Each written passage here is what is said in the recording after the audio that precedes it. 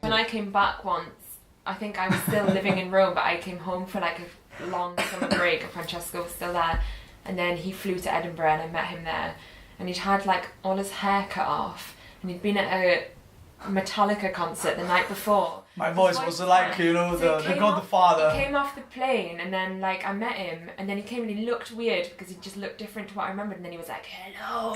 And then I was like really freaked out, like this is not the person that I left back. It was really weird. Oh, you didn't see me, by the way. I was like... If you leave her, she just won't, she won't let you. you just...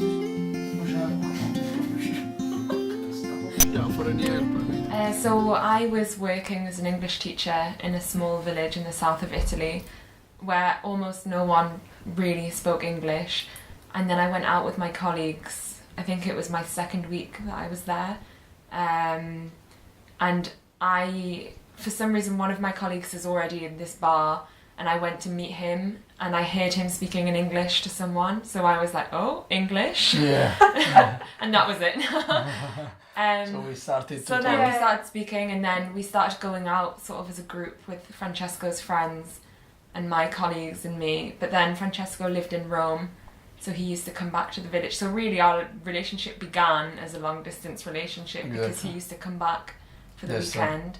Yeah. And then after a year of that, I moved to Rome and then we lived on the same street for a year. Exactly.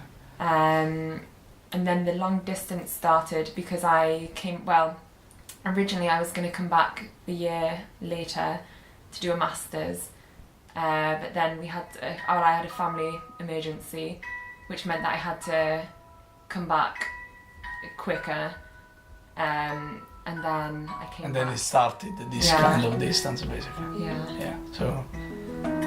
I wasn't just admiring you. When I knew that she was leaving, Yeah. well, it was very shit. There it was. For the moment, there was a period because we went to Iceland together last summer.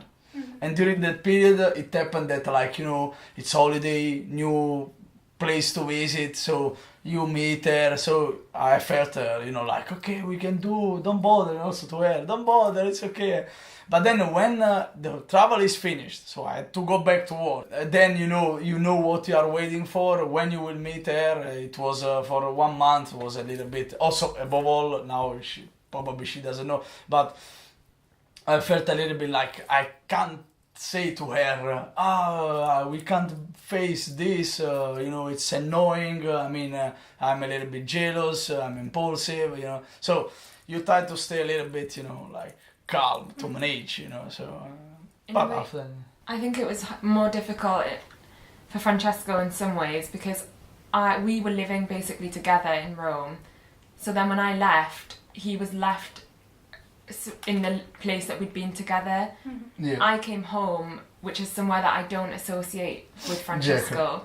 So it wasn't like I was like, oh, we used to go here, and especially at the beginning of it, because my dad died the day that I came back from Italy.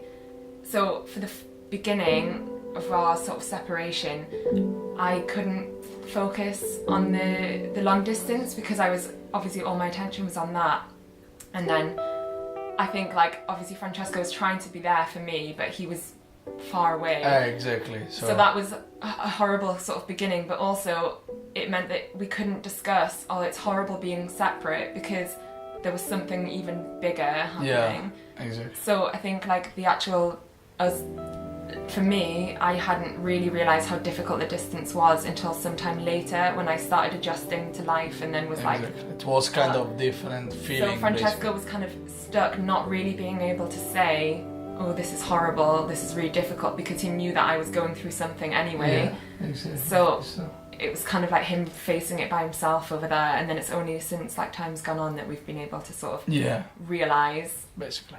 But now the year's gone so quickly, hasn't it? It's very fast. Yeah. Maybe you were shocked because your feet smell smelly. Yeah, exactly. The hardest moments was maybe when I bought the tickets. The cost of flying. No, it's a lot. No, kidding. I think it's the hardest when you're like, I don't know. I think, well, it's hard Just- when you're having a bad time and they're not there with you, but I think it's even harder the other way. Like, if Francesco's having a really horrible time or he's stressed, like, you know, and then I feel guilty that I'm not there to sort of like help him out or whatever. Maybe it's the same, Yeah. No, it's true. I agree. and- I agree because we spoke quite a lot about these things each other during our Skype conversation, bro. So it happened that we share, you know, like feeling or about problem about job, you know. So we Yeah. support, I guess, each other for any kind of problem during the work, during the deadlines, you know, these things. Yeah. So I think like even though we're like physically distant from each other, we Yeah. haven't grown distant apart, have we? Yeah, exactly. Not. um, Do you love fighting? I'm going back to Rome once I've handed in my final project for university, because Francesco has to stay in Rome for at least another year to finish his specialisation yeah, exactly. thing. Very good. And then we're going to sort of decide together, see where we are in a year's time, depending on job opportunities and also depending on family and stuff. Yours. Grandma. Unbelievable. There's a princess here. The distance is difficult, but I don't see like a definitive parameter which can cause the break of the relationship. You know, like the main. I see the distance like if it happens something is because of some strange situation that is behind it. So that's why I think it's not a bad thing, the distance, because you know, as I said before, it can prove you more.